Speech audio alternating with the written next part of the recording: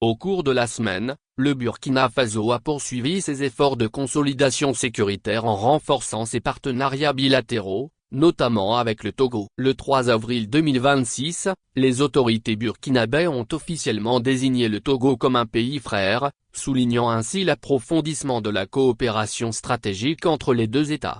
Cette dynamique s'est traduite par une coordination militaire plus souple et décentralisée, permettant aux unités opérationnelles de prendre des décisions tactiques directement sur le terrain, notamment en ce qui concerne les interventions aériennes et le partage de renseignements. L'évolution de la situation au Burkina Faso met en lumière une transformation progressive de la doctrine sécuritaire nationale. Le pays privilégie désormais une approche pragmatique, fondée sur la rapidité d'action et la flexibilité opérationnelle, et s'affranchit des cadres de coopération régionale jugés contraignants. Cette orientation se traduit par une multiplication des partenariats ciblés, notamment avec des États partageant des intérêts sécuritaires immédiats.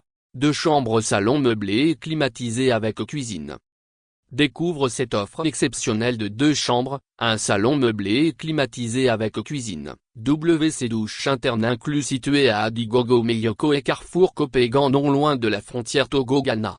Savoir plus, contactez-nous, voir les images. Fermée publicité. Sécurisation du corridor Ouagadougou-Lomé, un enjeu stratégique au cœur de la coopération entre le Burkina Faso et le Togo. Parallèlement, des discussions techniques ont été engagées entre Ouagadougou et Lomé pour améliorer la fluidité de ce corridor logistique. Ce corridor est d'une importance stratégique majeure pour le Burkina Faso, pays enclavé, car il conditionne l'acheminement des marchandises, des équipements militaires et des produits de première nécessité. La sécurisation de cet axe est donc un enjeu à la fois économique et sécuritaire. Ces initiatives témoignent d'une prise de conscience croissante de l'importance stratégique du corridor pour la stabilité économique et sécuritaire du pays des hommes intègres. Elles témoignent également d'un renforcement de la coopération régionale pour faire face aux défis logistiques et sécuritaires persistants.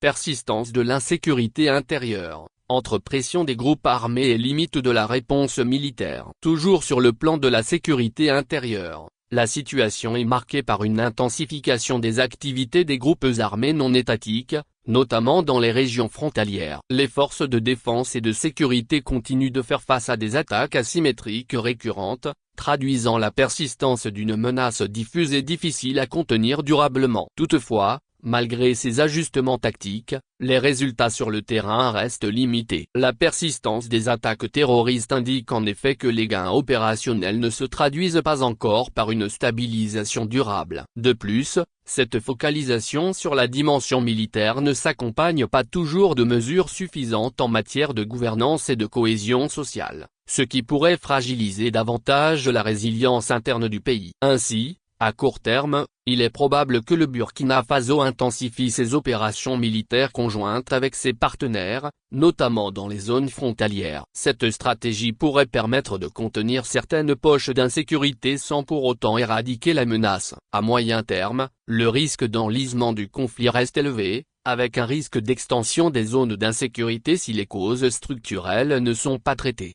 En définitive, le pays reste engagé dans une dynamique de guerre prolongée, caractérisée par une adaptation constante des stratégies de sécurité. Si les coopérations bilatérales offrent des perspectives d'efficacité à court terme, elles ne suffisent pas à garantir une stabilisation durable, qui nécessite une approche plus globale intégrant les dimensions politiques, économiques et sociales.